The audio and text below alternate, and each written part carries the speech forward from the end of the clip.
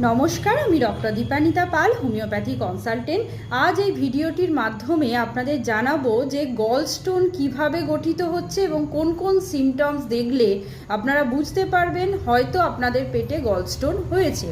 Number 1 হচ্ছে আপনাদের আমি বলবো যে গলস্টোন কিভাবে হয়। আমাদের সাধারণত যে পিত্তথলি আছে, পিত্তথলির মধ্যে পিত্তরস স্টোর থাকে। এই পিত্তরসের যখন কম্পোজিশন চেঞ্জ হয়, মানে হচ্ছে পিত্তরসে যখন কোলেস্টেরলের পরিমাণ বা বিলিরুবিনের পরিমাণ অতিরিক্ত থাকে, সেক্ষেত্রে গলস্টোন হওয়ার সম্ভাবনা বেড়ে যায়। এরপরে যেটা আসছি যে যখনই ওই পিত্তথলির যে মাসেলগুলো আছে সেইগুলো ঠিকঠাকভাবে কাজ করে না, তখন দেখা যাচ্ছে ওই পিত্তরসটা আমাদের ঠিকঠাকভাবে ক্লিয়ার হচ্ছে না পিত্তথলি থেকে। তার ফলে সেটাও কঠিন হয়ে গিয়ে আপনাদের স্টোনে পরিণত হচ্ছে। এরপর সাধারণ যে সিমটমসগুলো দেখা যাবে, কি কি দেখা যাবে, আপনাদের অ্যাবডোমিনাল পেন হবে, মানে পেটে একটা ব্যথা অনুভূত হবে। সেটা পেটের উপরের অংশে এবং ডান দিকে হতে পারে, মাঝখান বরাবর হতে পারে। এছাড়াও যেটা দেখবেন, আপনাদের অনেক সময় দেখা যাচ্ছে বদহজমের সমস্যা থাকতে পারে, পটিটা ঠিকঠাকভাবে হচ্ছে না, সেটাও হতে পারে। এই সমস্ত সিমটমসগুলো কিন্তু কমন সিমটমস।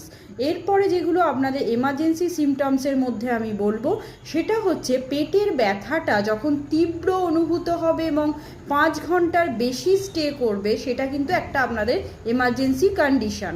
এরপর নাম্বার 2 হচ্ছে অবশ্যই আপনাদের যদি জ্বর আসে এবং সেই জ্বরের টেম্পারেচার অনেক হাই থাকে, সেটার ক্ষেত্রেও কিন্তু আপনারা অবশ্যই এমার্জেন্সি হিসাবে ধরবেন। নাম্বার 3 হচ্ছে অবশ্যই আপনাদের জন্ডিসের যে বিভিন্ন লক্ষণগুলো প্রকাশ পায়, যেমন বমি বমি ভাব, তারপর ত্বকের বর্ণ চেঞ্জ, তারপরে যে চোখের মধ্যে যে সাদা অংশটা আছে সেটাও হলদেটে হয়ে যাচ্ছে, তখনও কিন্তু আপনাদের এমার্জেন্সি যে কন্ডিশন সেটা হিসাবে ধরতে হবে। এরপরে যে 4th নাম্বার আমি পয়েন্ট বলবো, যখন ইউরিনের কালারটা অনেক গাঢ় হয়ে যাবে বা গাঢ় হলুদ বর্ণের হয়ে যাবে অথবা বিবর্ণ হয়ে যাবে এবং আপনাদের যে স্টুলের কালারটা, মানে আপনারা যে মল ত্যাগ করছেন মলের কালারটাও কিন্তু একটা ফ্যাকাশে হয়ে যাবে, সেটাও কিন্তু একটা আপনাদের এমার্জেন্সি কন্ডিশন।